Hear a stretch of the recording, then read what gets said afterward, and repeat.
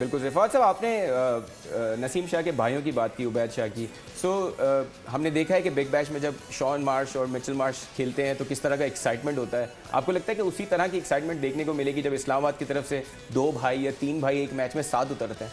देखिए, मसला सारा ये है कि एक तो अब नसीम तो एक्सपीरियंस्ड क्रिकेटर हैं, उबैद या हुनैन पहली बार इस जगह पे आके खेल रहे हैं।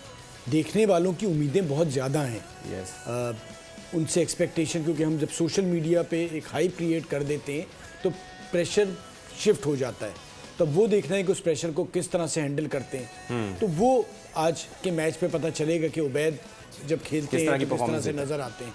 वो देखना है कि अब हैंडल कैसे करते हैं। बिल्कुल सही है हारून साहब, हम देख रहे हैं बहुत सारे प्लेयर्स कम बैक कर रहे हैं। नसीम शाह की भी बात की जाए तो वो इंटरनेशनल क्रिकेट से बाहर हुए, एशिया कप में आखिरी मैच खेला था, he couldn't play the world cup, very important time for him. तो आपको एक सवाल तो ये है कि उन्होंने रीहैब पूरी कर ली होगी, बिकॉज प्लेयर्स हमें दिखता है कि PSL के लिए, इस तरह के टूर्नामेंट के लिए बड़े एक्साइटेड होते हैं।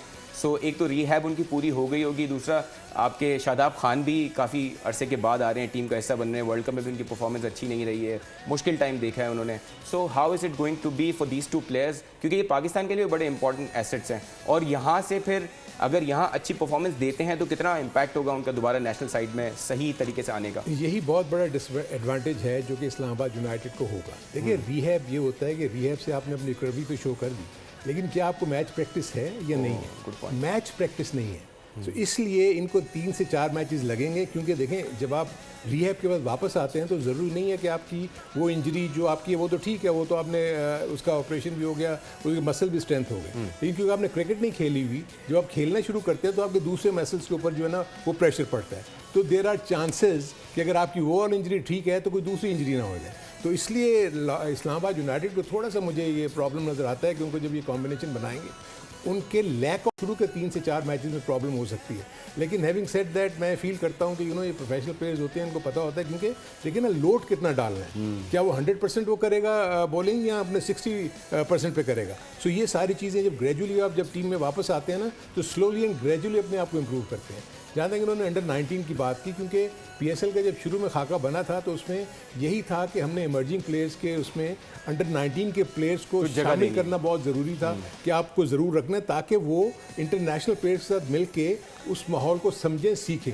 और एक प्लेयर को उन्होंने 11 में डालना जो है ना उसको बहुत ज़रूरी है, ताकि वो उसकी वो शुरू हो जाए। लेकिन मैं ये फील करता हूँ कि देखिए T20 का फॉर्मेट बिल्कुल डिफरेंट है। हमारे यंगस्टर्स को सिर्फ T20 नहीं खेलनी चाहिए।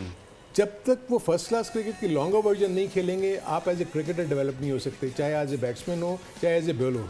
आप जब T20 क्रिकेट खेलते हैं तो आप 2 स्पेल करते हैं 2-2 ओवर के। ये कुछ भी नहीं है। आप जब फर्स्ट क्लास क्रिकेट खेलते हैं, आप अगर आप बॉलर हैं तो आपको 18 ओवर करने पड़ते हैं, अगर आप बैट्समैन हैं तो आपको 50 ओवर बैटिंग करनी पड़ती है। यहाँ आपको 20 ओवर के बाद आपकी बैटिंग अगर आई 3 ओवर 4 ओवर आपने स्ट्राइक रेट बढ़ाना है।